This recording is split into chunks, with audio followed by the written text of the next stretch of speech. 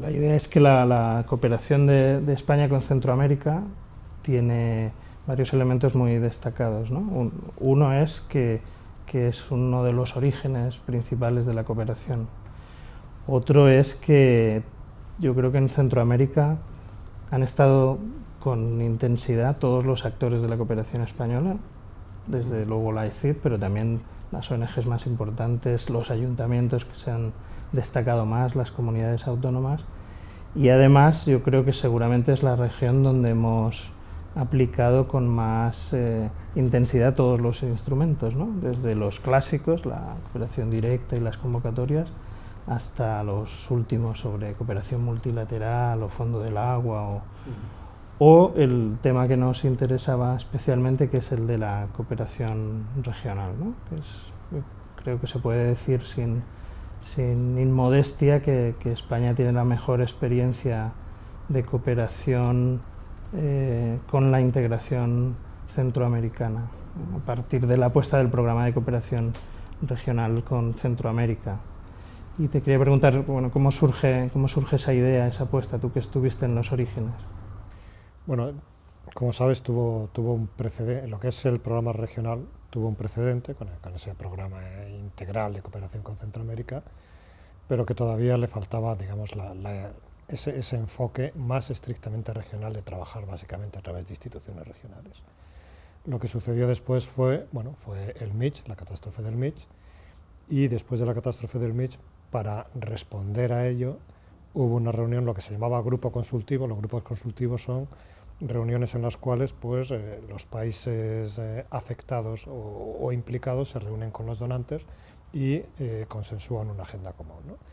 Y hubo una reunión en el grupo consultivo regional en Madrid, donde Centroamérica se presentó con una agenda propia, con una agenda regional, con iniciativas consensuadas regionalmente, ¿no? Entonces yo creo que ahí es un poco donde se planteó la posibilidad de complementar lo que hacemos bilateralmente con un programa estrictamente regional, hecho también a través de las instituciones regionales, ¿no?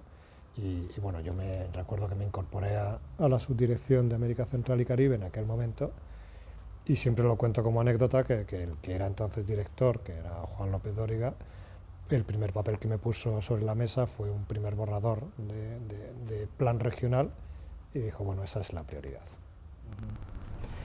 O sea que, fíjate, ahora que en esta reflexión que estamos haciendo sobre los 25 años, resulta que la cooperación española ha hecho en Centroamérica, en el ámbito regional, un ejercicio de alineamiento muy poderoso, ¿no? Porque primero el programa integral de cooperación surgió del entorno de Esquipulas, y luego la reacción de proponer el programa de cooperación regional es también una reacción a la propuesta centroamericana, ¿no? Del grupo consultivo.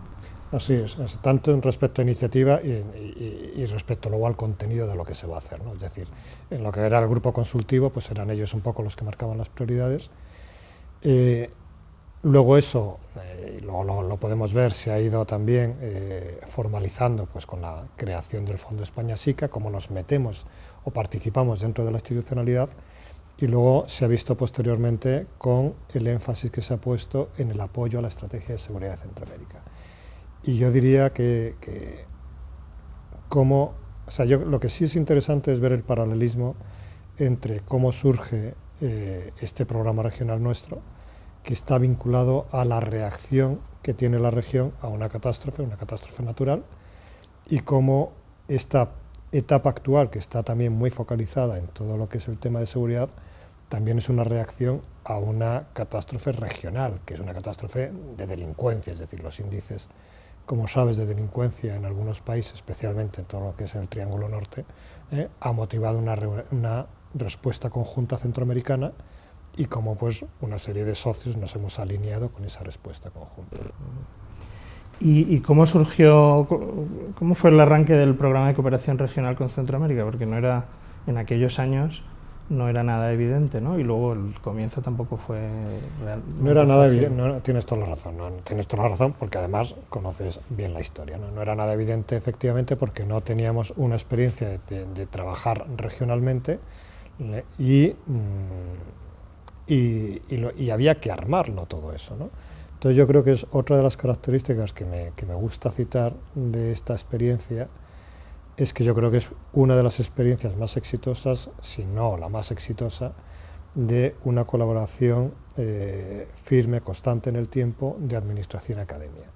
Porque lo que hicimos fue buscar el apoyo, en este sentido, de la academia, del mundo académico, para ir formulando, identificando, en base a las instrucciones que íbamos dando, este programa, ¿no? Y eso, bueno, pues lo sabes bien porque trabajamos con vosotros, con la Fundación ETEA, conocíamos el trabajo que la Fundación había hecho, conocíamos tus trabajos sobre lo que era la integración centroamericana, los paralelismos y divergencias respecto al modelo europeo de integración, y eso nos permitió hacer un diálogo durante meses en el cual fuimos acotando las líneas y hicimos un primer programa en el que recuerdo que creamos 8 líneas, dentro de esas 8 líneas fuimos viendo en qué teníamos un valor añadido y luego ya pues aquello dio lugar a talleres que hacíamos entre, una vez que nosotros habíamos identificado nuestro valor añadido, sobre la base de la demanda se fue haciendo por cada línea trabajos con las contrapartes para que las contrapartes validaran sus necesidades, valoraran el interés que tenía la cooperación española y juntos ir acotando ya los programas concretos, acciones concretas. O sea que fue, por un lado, una asociación con la academia y por otro lado, lógicamente, como no puede ser de otra manera, en un proceso dialogado con los países, ¿no? Y luego, si me perdonas el hacerlo más larga la respuesta, eso también tuvo un valor añadido y es que en algunos sectores o en algunas áreas ese diálogo provocó un diálogo regional entre ministerios centroamericanos que tuvo un impacto positivo. Es decir, cuando estábamos hablando, por ejemplo, en educación, queríamos hacer, ¿qué vamos a hacer en formación ocupacional? Entonces nosotros mismos reuníamos a todos los responsables de formación ocupacional de Centroamérica, que a lo mejor no tenían o no tenían tan formalizado un proceso de diálogo sobre sus necesidades, ¿no? Con lo cual también, en cierto modo, jugamos un papel inductor de diálogo y de cooperación entre ellos mismos. Y da satisfacción, ahora que hay una cierta distancia con esos primeros años, ver cómo algunas de las experiencias que se apoyaron han cogido un vuelo muy notable, ¿no? Estaban en estos días haciendo la tercera ronda de la negociación conjunta de medicamentos, que fue, por ejemplo, uno de las líneas de cooperación en materia de salud. ¿Qué más resultados te parecieron sugerentes desde el principio? Bueno, bastantes. Lo que tú señalas de medicamentos fue importante, es crear un mecanismo conjunto de compra de medicamentos que, si mal no recuerdo, pues supone un ahorro para los países de más de 20 millones de dólares, con lo cual, aparte del poder negociar conjuntamente, ¿no? Pero, por ejemplo, un sector que yo creo que pronto se autonomizó relativamente gracias al impulso que se le dio fue todo el tema de turismo, ¿no? En el tema de turismo estuvimos trabajando en la creación de una marca regional, en la creación de una plataforma regional, en la creación de rutas regionales de turismo, y esas rutas regionales de turismo existen, están implementadas y ya trabajan a su ritmo propio, ¿no? Todo el ámbito de desarrollo rural también, yo creo que ha sido bastante exitoso lo que se ha hecho, y luego el fortalecimiento institucional, una labor constante de ir trabajando con los funcionarios que tienen que ejecutar políticas de integración, pues para capacitación, ¿no? De tal manera que incluso en aquellas partes que nosotros pues hemos dejado de hacerlo por uno u otro motivo, pues han venido otros actores, como puede ser el Banco Interamericano de Desarrollo, y ha dado seguimiento a la línea de trabajo que nosotros iniciamos. Es verdad, en el tema de fortalecimiento institucional yo creo que conviene destacar que España tuvo un papel, una actitud muy pionera, porque yo recuerdo en los primeros años que había una confusión entre, todo el mundo decía yo también hago cooperación regional, pero había una distinción muy importante entre la cooperación regional en todos los países y la cooperación con la integración, que fue el entrenamiento de esta fase del programa de cooperación regional que fue tan útil y que luego explotó con la aparición del Fondo España-SICA, ¿no? Y los cambios que se produjeron en la gestión. Sí, pero que lo primero fue precisamente esa primera línea, ¿no? De hecho era la primera línea de las 8 líneas de trabajo, era esta, y yo creo que eso, si no recuerdo mal, lo aterrizamos también en una colaboración con ETEA y con Flaxo, ¿no? Que fueron realmente los que armaron los cursos de capacitación, que sí, yo creo que abrieron una vía importante. Bueno, y luego llega en el año 2006 una nueva etapa que está marcada, que es de continuidad, pero que está marcada por un instrumento que progresivamente se canaliza toda la cooperación regional, que es el Fondo España-SICA, que recoge lo que hacía el programa de cooperación regional y define una nueva fase a partir del 2007, que acaba en el 2009 y que da lugar a un segundo Fondo España-SICA a partir del 2010. Y ahí habría muchas cosas que decir, ¿no? Pero una es el rol que España refuerza a partir de la Secretaría General, ¿no? La coordinación del sistema a partir de la Secretaría General como interlocutora de la agencia. Eso es, yo creo que todo proceso de integración necesita un motor, ¿eh? Necesita un motor, necesita una narrativa, necesita un objetivo, ¿no? Pero alguien tiene que hacer ese papel de motor, ¿no? Y en el tema de SICA, yo entiendo lógicamente que tiene que ser el secretario general y su equipo, la Secretaría General. Entonces de ahí la intención de meter o de introducir ahí el Fondo España-SICA, no como algo ajeno que se introduce, sino dentro de la estructura de la Secretaría General para apoyarle, ¿no? y para apoyarle y poder implementar el programa España-SICA. Yo creo que ha salido bien, que ha sido una buena manera de alinearte, reforzando una institución que tiene que liderar un proceso.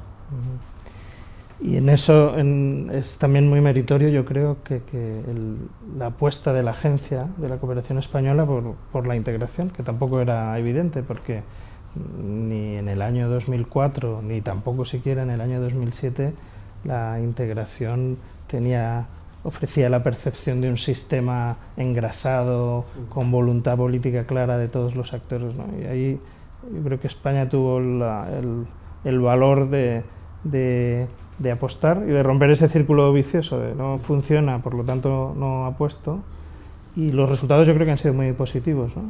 Sí, yo creo hay un salto cualitativo que da el programa regional con Centroamérica. Previamente existió, como recordabas antes, el programa integral para Centroamérica, y no olvidemos, nuestro primer acuerdo con un organismo regional es con el CARICOM, que nace en estos momentos estamos cumpliendo el 15º aniversario de nuestra cooperación con el CARICOM.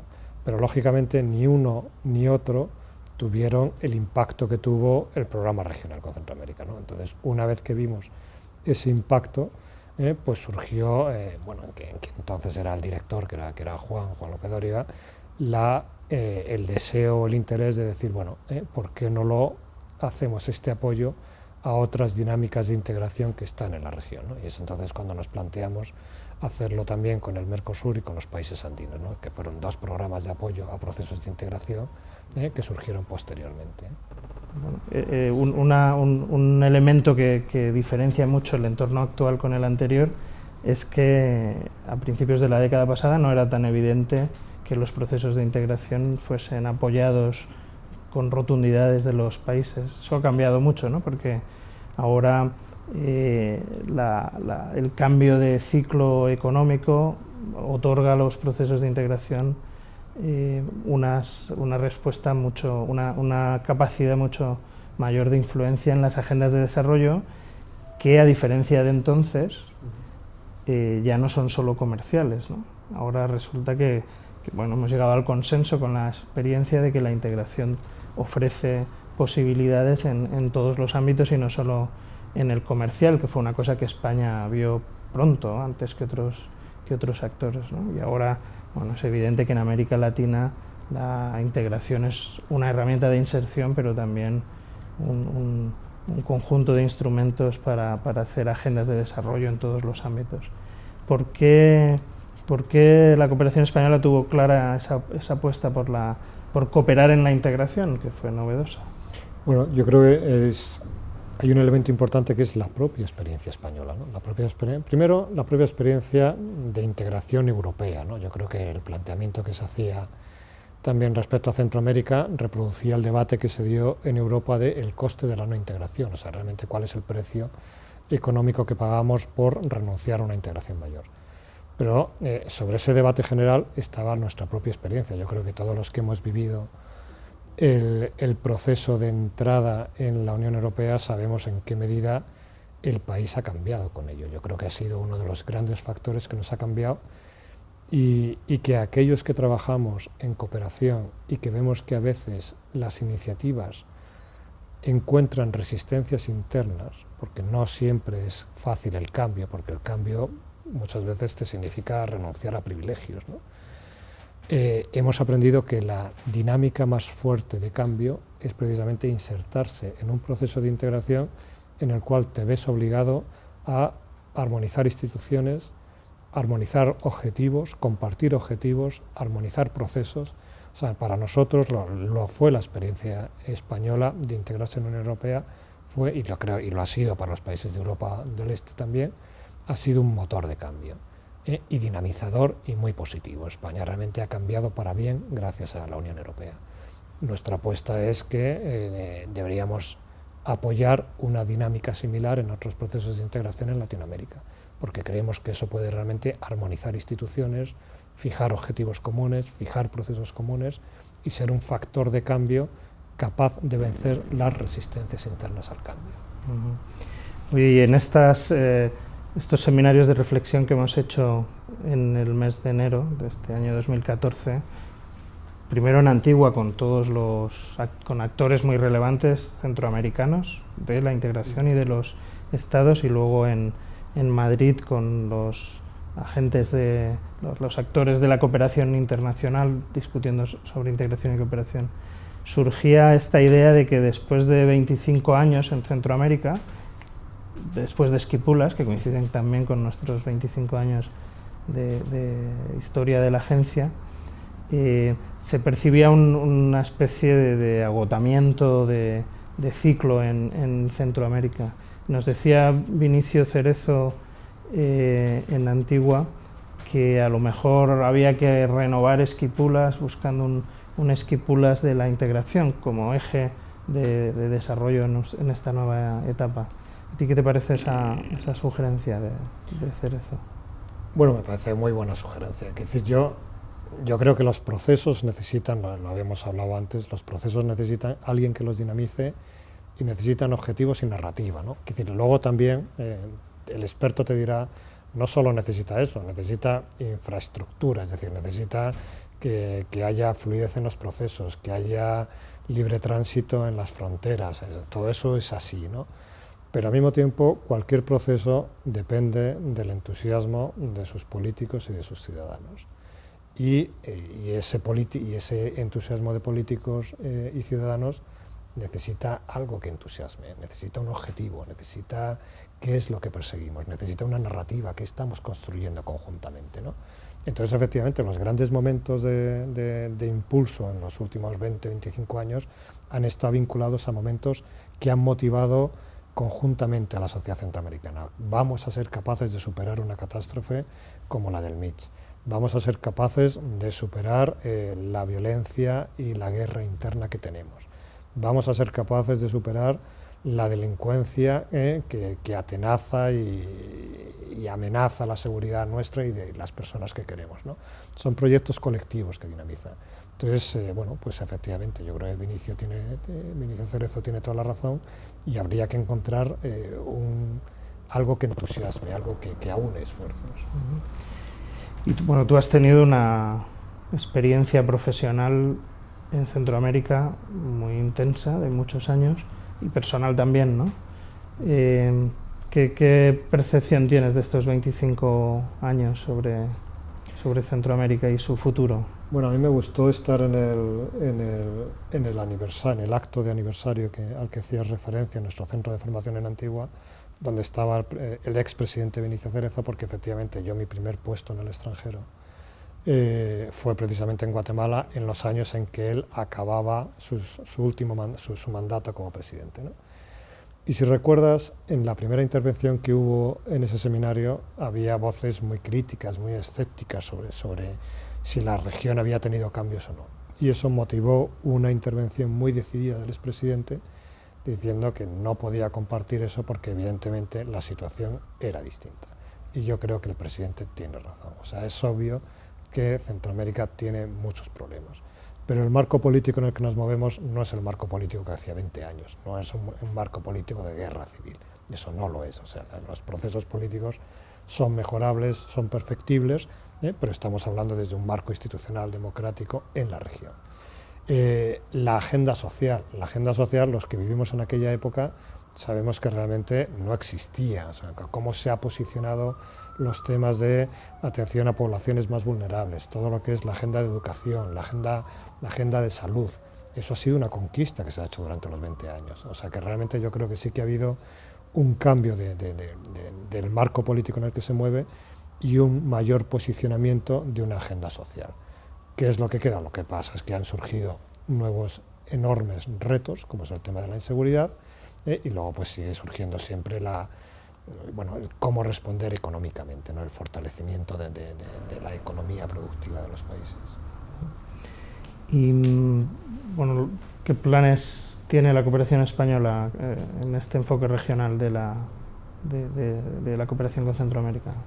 Bueno, el primero es que vamos a seguir con esta apuesta, es decir, en Centroamérica seguro, vamos a seguir con la apuesta de apoyo al proceso de integración y tenemos pendiente, estamos haciendo esta entrevista en febrero, pues en 2 meses, en abril, tenemos pendiente firmar la nueva comisión mixta con el SICA, con la Secretaría General del SICA.